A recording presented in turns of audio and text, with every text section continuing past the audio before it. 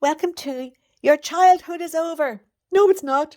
Where we discuss how people from a toxic or abusive childhood are likely to invite abuse back into their adult lives through a sinister hidden force called repetition compulsion. My name is Annette Hunter. I'm a medical doctor. These videos are my opinion based on my personal experience of being under the control of this force for many years. This channel is not a substitute for therapy. If you feel emotionally overwhelmed or you develop any thoughts of self-harm, please consult a qualified therapist or your doctor immediately. Thank you. Hello, welcome to Tales of Repetition Compulsion 5. And the life category is work. The character is Eva. And the bad message is you are alone. Nobody loves you. What if your entire approach to work is rooted in a childhood belief that you don't matter, that nobody loves you, and you must survive alone? That's Eva's story today. In my opinion, the best way to describe, excuse me, I think I have company. Come here, Dottie, come here. Come here, Mrs. Doyle. Oh, God. I'm just about to do a video, and Dottie, where are you? Oh, God, up you come. Oh, Dottie decides that she wants to say hello. Oh, to say hello, Dottie. Thank you. Oh, thank you very much. Thank you, darling. You know, this happens to me sometimes. I'm about to do something and Dottie decides to start snoring or she decides to start scratching. Don't you, darling? Dottie is the third of the three wise tales and she is going to tell you how to flip bad messages that you take from your toxic or abusive childhood. And by the way, do you see that wee colouring on her eye? Here, show them, lads. See that there? Dottie has no eyelashes on her lower eyelid, so she can get little eye infections, thank you, darling, from time to time, and it kind of gives a wee stain, and I clean it all the time, and I give her antibiotics for her eyes, but she still gets a bit of a runny eye at times. Right, Dottie, can I go back to where I was? Will you let me talk to people now and see if I can help them with repetition compulsion? And will you stop scratching? Will you stop scratching? Will you, Dottie? Because I'm trying to make a video and it's not cool if you're right in the background scratching and snoring. Okay, we'll go back. Right, now I've gone all ahead in my cue prompter and I don't know where I am, so I have to go back. Right, I'm going to put it down and we'll get talking again. Oh, you're heavy. Oh my God, she's so heavy. Right, I have to go back now in my cue prompter and see where I was. I think I was at the very beginning. Okay, I was at the very beginning. Right, you said hello to Dottie there. So I think I was about to explain to you, Jesus, the concept of repetition compulsion and Eva in taking the bad message you are alone, nobody loves you from her childhood. So because I'm a new channel, before I go into each tale, I usually give a little bit of the theory of repetition compulsion to explain it, because not everyone will have heard about it. But I'll keep it kind of short today. There are longer explanations in the first few tales of repetition compulsion. I spend a bit more time describing repetition compulsion, but today I won't do such a long one because maybe you might have seen the other videos and I don't want to be repeating myself or boring you listening to the same thing over and over. So, okay, so how would I describe repetition compulsion? I think it all starts with this: children learn what they live. That's my favourite saying. So repetition compulsion is a psychological concept invented by Freud. So if children learn what they live, as we grow up, we are programmed to gravitate to what feels normal or familiar. So if a child grows up in a loving, accepting environment, that's what they live and that's what they learn. This becomes their normal. This is what they feel familiar with. So they grow up, when they grow up, they will gravitate towards situations that are loving and accepting. But sadly, if a child grows up in a toxic or abusive environment, that will be their normal and that'll be what they're familiar with. And that'll be what they gravitate towards as an adult. They'll gravitate towards abusive and toxic situations. So we are programmed or compelled to repeat what we experienced as children. And this is where repetition compulsion comes in. Now, in my experience of growing up in an abusive environment, I found that I took away what I call the 6 bad messages from my childhood. And the 6 bad messages I name are: you are not enough. You are responsible for me and others. Don't trust your feelings and ignore your instincts. You are bad. You are wrong. You are alone. Nobody loves you. And the last one is: you must be perfect or nobody will love you. So when a person grows up carrying these bad messages from their childhood, they are going to have a total lack of self-confidence. And this means that they will end up in situations where they will be abused and exploited because they won't be able to stand up for themselves. So in my opinion, the 6 bad messages that we carry from an abusive or toxic childhood, they lead the charge in us becoming slaves to repetition compulsion. And the 6 bad messages guarantee that we will find ourselves in toxic or abusive situations in our adult lives. A very important point to make is that we are not even aware that we are programmed to repeat what we experienced as children.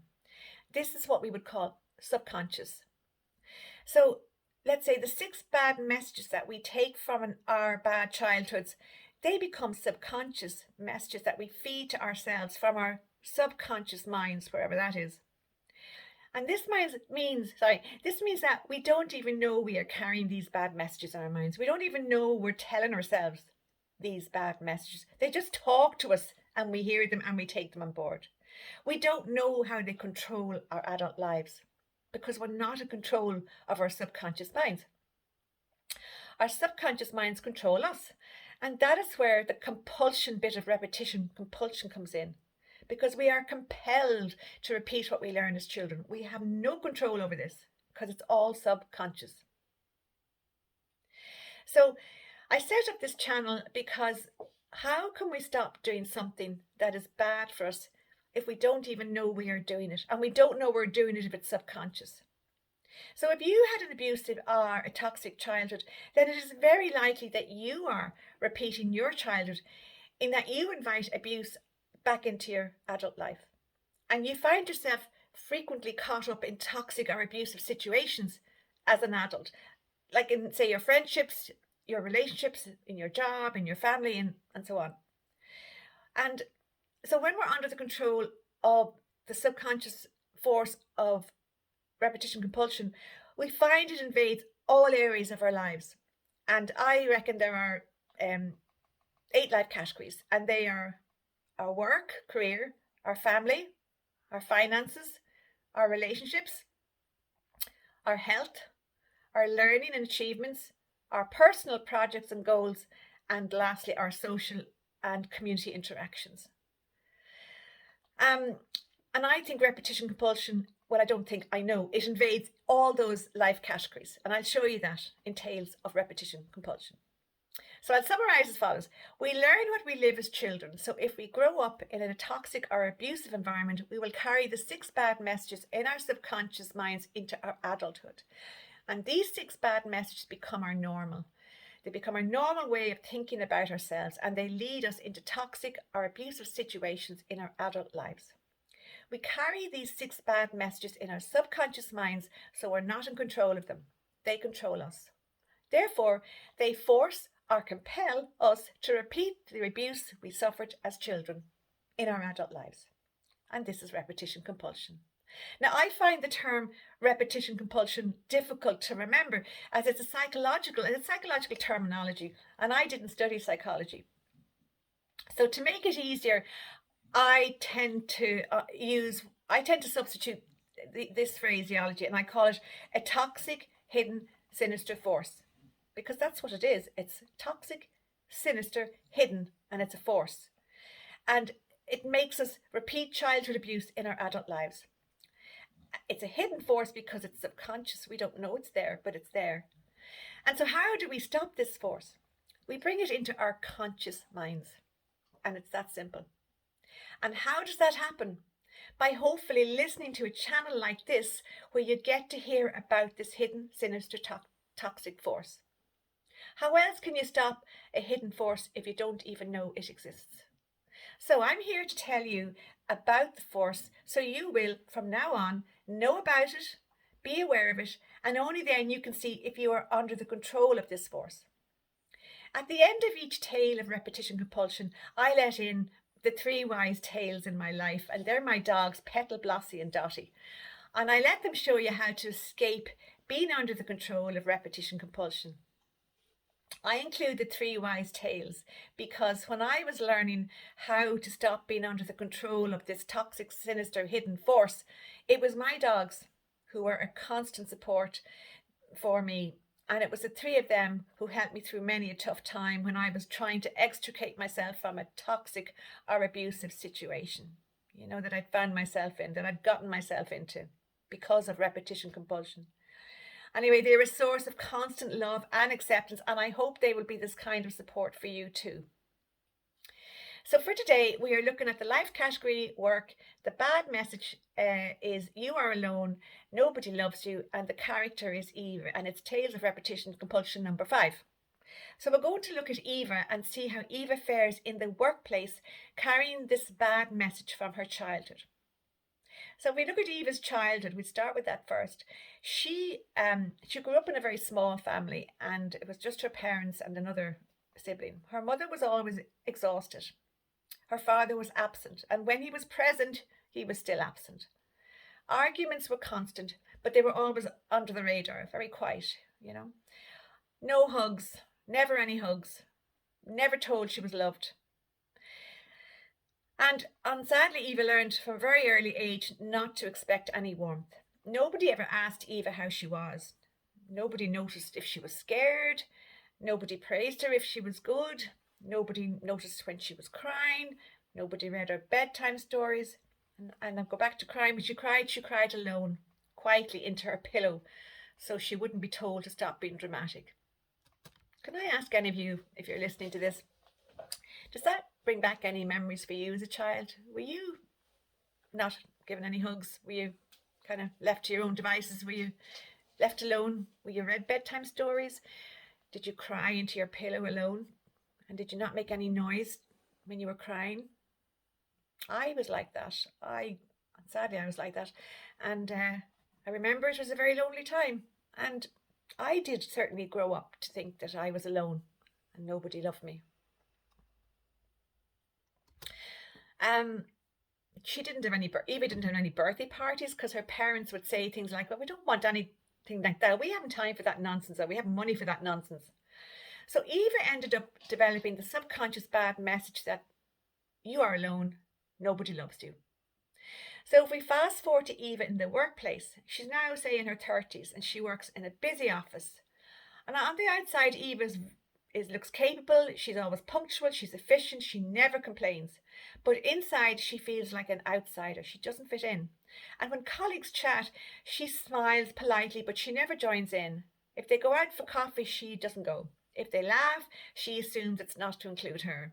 She takes on more work than anyone else, not because she wants to outshine anyone, because she wants to keep busy so she can just stay on her own working. She never asks for help. She never shares ideas. She never expects kindness. She never expects people to like her or even to want to be in her company. She feels she is totally alone in the world. And she interprets kind of neutral expressions as rejection. She thinks, they don't like me.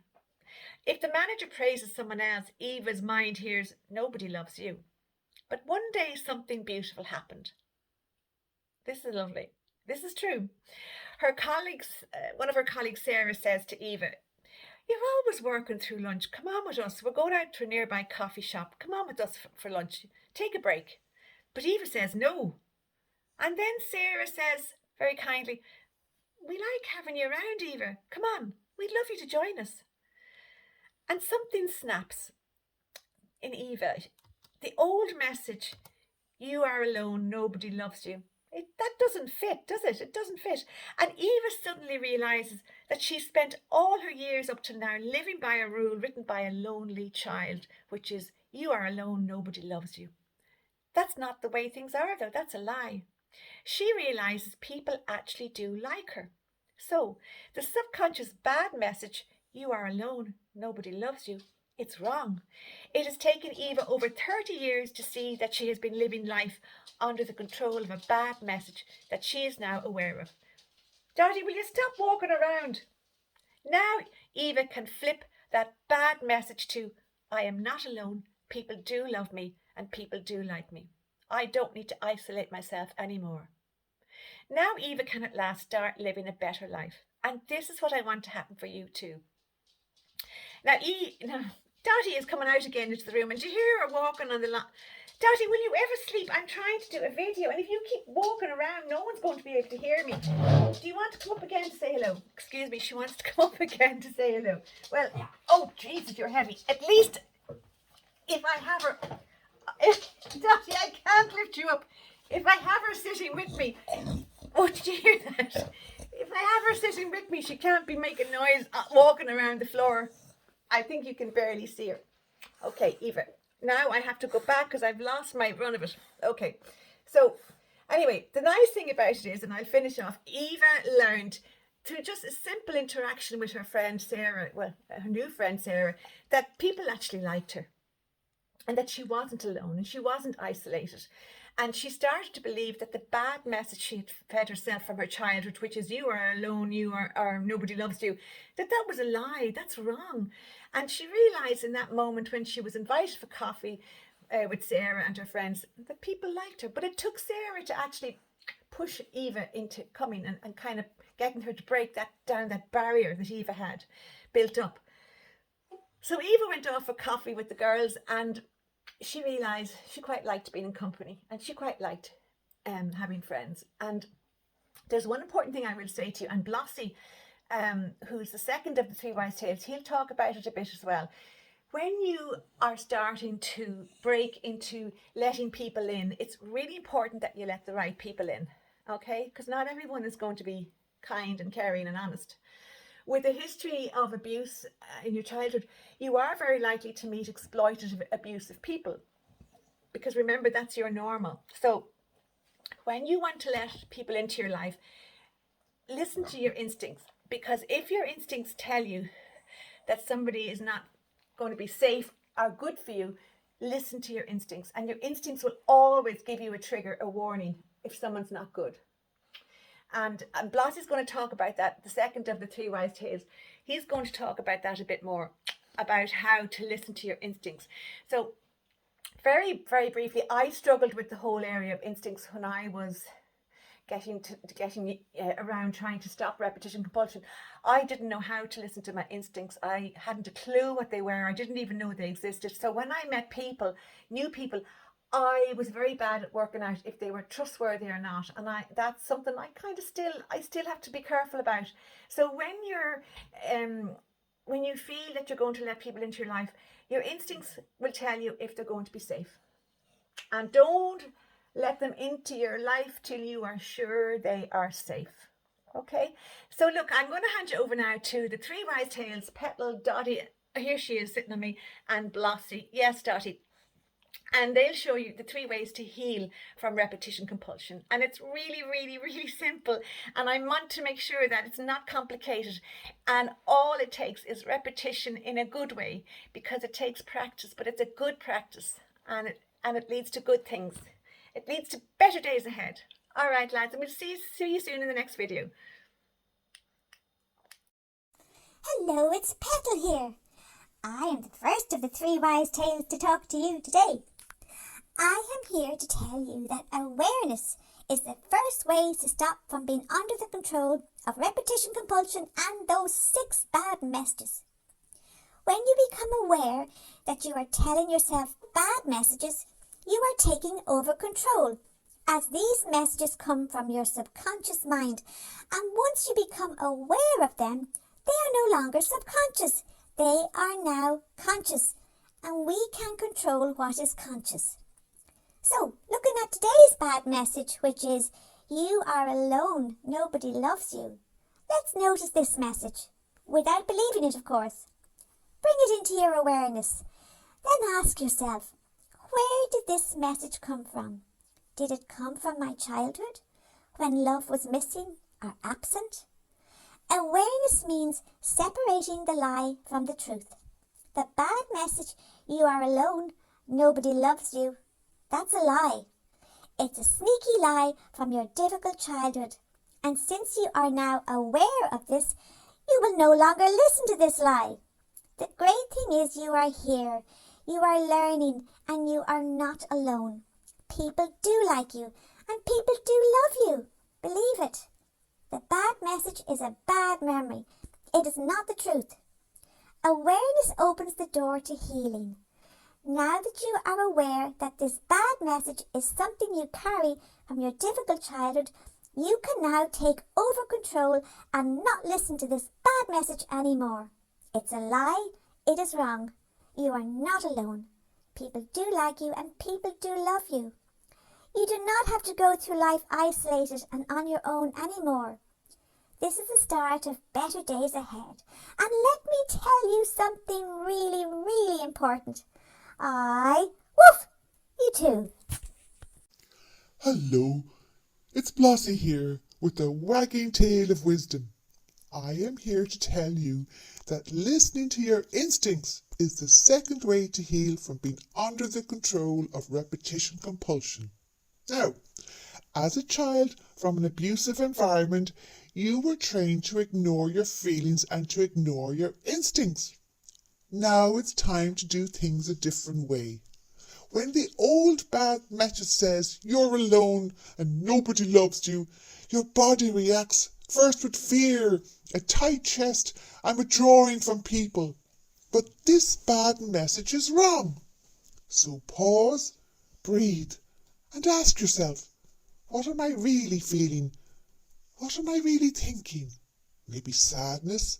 Is it longing to connect? Longing to belong? Longing to be part of the world? Longing not to feel so isolated? Next time you are in company and people are being friendly and welcoming, trust your instincts. Now, if you don't get any bad warning signs about them, then it is okay to let them in. Maybe they like you. They do like you. So follow through and take part. Stop isolating yourself. Trust your feelings. If it feels good to have company, then honour your feelings. Allow yourself to let trustworthy people in. And remember always, it is scary letting new people into your life, but if you listen to your instincts, they will warn you if those people are safe. So trust your instincts. If it feels safe to reach out, then reach out. Your instincts will guide you towards safe connection. Now, I've one more thing to say to you, and it's really important. So before I go, I want to tell you, I woof you too. Hello, and I'm Dottie, and I love turning those filthy, lying, bad messages upside down. The third way to heal from repetition compulsion is to flip the bad messages. When your subconscious mind tries to tell you that you are alone and nobody loves you, flip it to, I'm not alone, people do like me, and people do love me. The subconscious bad message is then cancelled out by a conscious good message. Start with the truth. You survived without the love you deserved. Now flip the script. I am lovable and connection is possible. Safe connection is possible. Say it out loud, even if you don't believe it yet. It takes practice, and Annette will tell you that practice does work. In time, you will believe the good messages you tell yourself from your conscious mind. Practice makes the message real. Choose actions that support the good message, like calling a friend, smiling at someone, accepting an invite to dinner or to a party. New choices build new beliefs. You are lovable, you belong. And I really do. Woof! You too.